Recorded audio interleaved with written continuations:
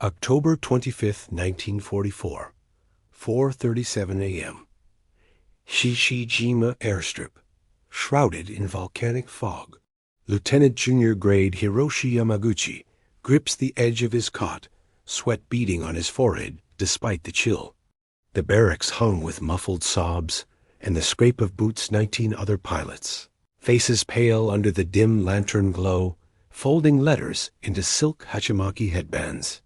You can almost taste the salt of their fear, mingling with the acrid tongue of aviation fuel seeping through the wooden walls. Hiroshi's hands tremble as he inks his final words to his mother. "Forgive me for not returning. My spirit will watch over you." Outside, the Zero fighter's engine coughs to life, a guttural roar that vibrates through his bones. Ensign Takeshi Nakamura, his closest comrade from flight school, clasps his shoulder eyes hollow, whispering, "For the Emperor, for Yamato." They shuffle into the pre-dawn mist, mechanics bowing low as they strap into cockpits bloated with 250-kilo bombs. No parachutes, no radios for retreat. Just a rising sun headband and orders etched in blood. Strike the American fleet off Leyte. Hiroshi's pulse thunders like flak bursts. Is this honor ... or madness? The squadron leader, Captain Motoharu Okamura, father of the Kamikaze doctrine, stands on the tarmac, sword glinting. "Takotai, divine wind upon you." He bellows, voice cracking with desperation. Propellers spin into cyclones, whipping red and white Hinomaru flags into frenzy. Hiroshi taxis forward, the stick slick in his palms, mind flashing to cherry blossoms in his Kyoto garden. Trained for just 30 hours in this A6M50, stripped of guns for speed, he's no ace, just a 22-year-old fisherman's son from Nagasaki. The runway blurs. Liftoff. Formation tightens over the Bonin Islands, 400 kilometers east of Luzon. Dawn fractures the horizon, painting the Pacific blood orange. Hiroshi scans the horizon. TBF Avengers prowl like sharks below, but his mind reels inward. Bushido chants from training echo, death before dishonor, yet doubt gnaws. Last night, whispers in the mess hall. They say returnees face execution. Pilots who bailed early, branded cowards. No escape. You feel the wind shear through the open canopy, numbing fingers on the throttle. Enemy radar blips flicker Hellcats inbound. Leyte Gulf swells into view by 7:15 a.m., a cauldron of smoke and steel. USS St. Lo, an escort carrier, lolls fat with aircraft. Hiroshi's heart seizes. Dive? Ram the bridge? Orders scream in his head, but his eyes lock on a tiny figure on deck. A young deckhand, laughing amid chaos. Human, like him. The squadron peels into attack, tracers lancing up like vengeful spirits. Nakamura Zero erupts in flames nearby, spiraling into the sea. Hiroshi banks hard, bomb sight framing the carrier's heart. One chance. One life. The early dawn haze barely lifts as new recruits shuffle across the base airstrip. For Lieutenant Yamaguchi, this is no ordinary flight school. This is the birthplace of death and devotion. The training for a kamikaze pilot lasts barely a week. Just 7 days to transform farmers' sons, students, and factory workers into living torpedoes. The first 2 days are consumed with takeoff drills, repetition, until the motion becomes muscle memory. For failure to climb swiftly spells death, even before striking the enemy. You can almost hear the endless drone of engines, feel the slick sweat on palms, gripping cold flight sticks. The next 2 days force the pilots to fly in formation, razor close yet eerily silent in brotherly fatal intent. Speed, precision, timing every second is a dance with death. Yet they are only novices with limited hours of flight. Some had barely flown before being handed a 015 with a bomb strapped beneath, sacrificing ammo for speed and impact. Any hesitation would be catastrophic. Then the last 3 days drill the attack approach, identifying the target, diving at breakneck velocity, and aiming true for a ship's vulnerable heart, all without the thought of return. Parachutes and evasive maneuvers are taught no more than a formality. They are irrelevant to the mission. Psychological conditioning is relentless. Young men memorize Bushido codes, the sacred tenets of honor, loyalty, and sacrifice. The shame of failure is hammered home by propaganda. Retreat is branded betrayal.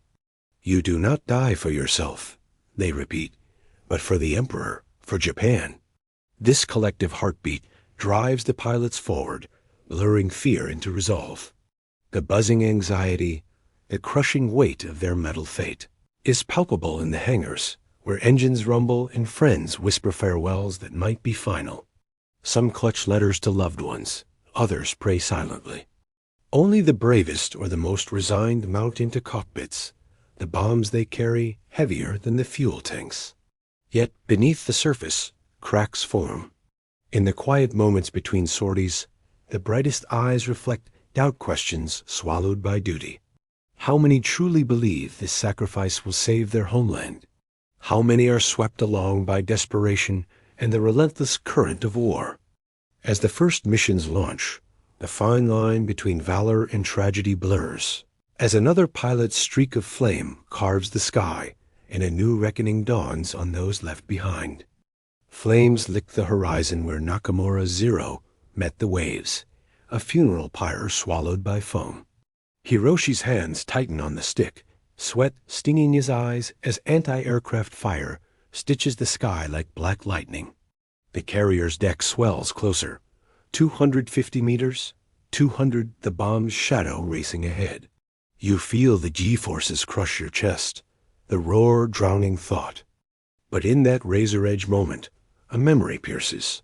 His sister's laughter under Kyoto lanterns, her small hand in his. Not glory, just ... gone. He yanks the stick. The Zero screams upward, tracers whipping past the canopy. Heart hammering, Hiroshi circles wide, feigning a jammed bomb release. Below, chaos erupts. His squadron mates dive like moths to flame, two more vanishing in blossoms of orange. Returnees are shamed. Whispers say branded cowards, reassigned to latrines or worse. Yet survival whispers louder than shame. Radio silence broken only by static ghosts. Tataka, fight, but doubt coils like smoke. Was this the divine wind ... or a gale of lies? Flashback grips him mid-climb. Weeks earlier, the indoctrination hall on Chichi Jima, air thick with incense and fervor. Captain Okamura paces, voice thunder. Bushido demands your soul. Death is not end, it's eternity with the Emperor.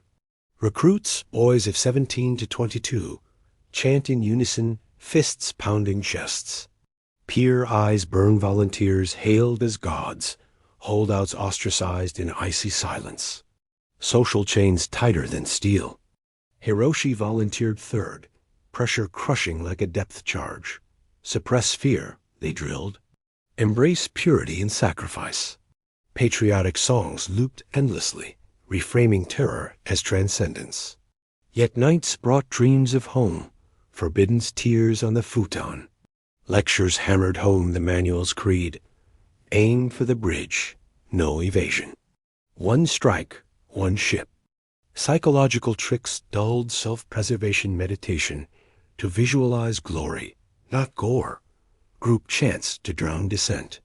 You are the spear of Yamato, instructors roared, while hidden manuals coached return on mechanical failure.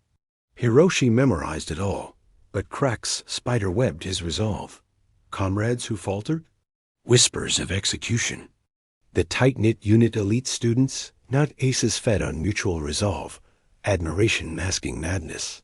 One pilot confessed in shadows. I volunteered to escape shame. How many echoed that? Now, alone over Leyte Gulf, fuel gauge dipping, Hiroshi banks toward a cloud bank. Hellcats prowl, engines snarling distant. The carrier limps, scarred but afloat. Escape? Or circle back for absolution? A final transmission crackles. Yamaguchi. Fulfill your oath, his breath catches. Oath to whom, the Emperor, or the boy staring back from the cockpit mirror? Fuel needle trembles toward empty. Hiroshi weaves through cumulus veils, Hellcat shadows flickering like demons in the mist. The radio hisses static accusations, traitor. Or is it his own pulse? Below, ladies' waters churn with wreckage, his squadron's graves. He glances at the crumpled letter in his flight suit. Mother's haiku, inked in fragile strokes. Cherry petals fall, yet roots endure in silence. Roots, not ash. You feel the canopy's wind claw your face, carrying salt whispers of Nagasaki's shore. Memory floods cockpit confines. Home, 2 years prior. Tatami mats worn smooth by family laughter. Hiroshi, 20, university poet, dreaming of ink brushes, not bombs. Father, a stern fisherman, eyes like storm clouds. Serve the Emperor, or shame our blood. War drums beat louder Pearl Harbor's echo, Midway's ghosts. Draft notices stripped choices. Elite students funneled to flight schools, promised glory. But glory curdled to desperation. Letters from the front. Brothers pulped in Guadalcanal mud. Hiroshi enlisted, chasing duty's mirage. For Yamato, he told Mother, her tears hot on his cheek. Lies to soothe her widow's heart. Sake-fueled nights in barracks replay. Comrades shared photo sweethearts with parasols, siblings chasing kites. Write your last poems, seniors urged. Hiroshi's verses bled ink. Wings of fire carry my soul, homeward in embers. Propaganda reels spun tales of divine winds from 1281. Mongols hurled back by typhoons. You are that storm. Yet reality gnawed. Aircraft carriers outnumbered, pilots expendable. Hiroshi burned his doubts in group chants, sake numbing the void. One friend confided, voice breaking, I fly for Mother, not Emperor. Echoes of that fracture now scream louder than engines. Family pressure sealed fates. Honor bound tighter than Hachimaki. Return without victory? Ostracism. Seppuku whispers for cowards. Hiroshi's sister wrote, Be the hero in our stories. Stories, not coffins. The zero shudders. Altitude bleeding. Chichi Jima's spec looms distant base, judgment, or salvation? A Hellcat banks hard, guns winking fire. Evasive roll. Tracers kiss wings. He dives low, skimming waves, mind fracturing. Dive into sea, or dock and face the sword. What price for one more dawn? Tracers rake the waves mere feet below, oiling water to steam. Hiroshi Zero skips like a stone, engine screaming protest as he hugs the sea's gray skin. Chichi Jima's volcanic silhouette sharpens a head safety or scaffold. The Hellcat peels off, ammo spent, vanishing into thunderheads. Fuel vapors choke the cockpit, age's redlining. You taste the metallic bite of fear. Hear your own ragged breath sink with the prop's wine. Oath? What oath? The one forged in sake toasts and superior sneers? Landing gear kisses coral runway at 8:42 a.m. Tires screeching smoke. Ground crews swarm like ants. Faces masks of shock returnees are ghosts. Hiroshi stumbles from the cockpit, legs jelly, Hachimaki askew. Captain Okamura storms forward, katana half-drawn, eyes volcanic. Yamaguchi, you fled glory, spittle flies.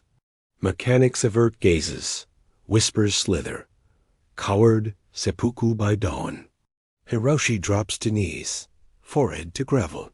Mechanical fault, Captain. Bomb release jammed. Lie half true, drilled in secret manuals for the unlucky. But eyes betray him haunted, alive. Isolation descends like fog. Confined to a bamboo cell, no rice, only water. Nights echo with chants from the airstrip. Taco, taco, Comrades' silhouettes launch into dusk, fireflies to oblivion. Hiroshi claws walls, memories assaulting, indoctrination's vice grip. Endless reels of allied atrocities, babies bayoneted, villages razed to stoke rage over reason. Your death avenges tenfold. Instructors bellowed. Peer pressure crushed outliers. Volunteers crowned with sake. Doubters shunned to silent corners. Group identity welded them university scholars, poets like him, remade as spears. Emotional levers pulled tight. Fail, and your family starves in shame. Guilt as fuel, fear as forge. Yet fractures widened. Sake confessions in shadows. I fly to end the waiting. Anxiety gnawed sleepless vigils. Stomachs knotted. Coping in Shinto prayers. Conrad's arms. Hiroshi whispers his mother's haiku now. Roots defying storm. Dawn cracks cell slats. Guards drag him to parade ground. Okamura looms, sword naked. Prove loyalty. Next mission or the blade. Squadron eyes bore in. Judgment, pity, envy. Hiroshi straightens. The next zero awaits. Bomb gleaming. Redemption? Or final surrender? As Hiroshi Zero settles on Chichi Jima's rugged runway, the island's volcanic hills hold stories as dark as the war raging overhead. Chichi Jima was more than just a refueling stop. It was a fortress, guarded fiercely by 25,000 Japanese troops, a final bastion before the home islands. The pilots who trained here, like Hiroshi, lived under the constant pressure of the island's lethal anti-aircraft guns, ready to meet any Allied air assault with death or defiance. You can almost smell the sulfur in the air, mix it with the tongue of salt spray and desert dust kicked up by the restless wind. The training grounds were harsh, unforgiving. Under Captain Okamura's watchful eye, young pilots learned to fly not just to win air battles, but to become instruments of sacrifice.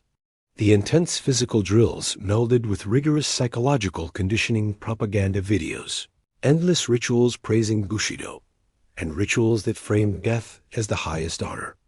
Chichi Jima's isolated atmosphere cloaked the grim fate awaiting most.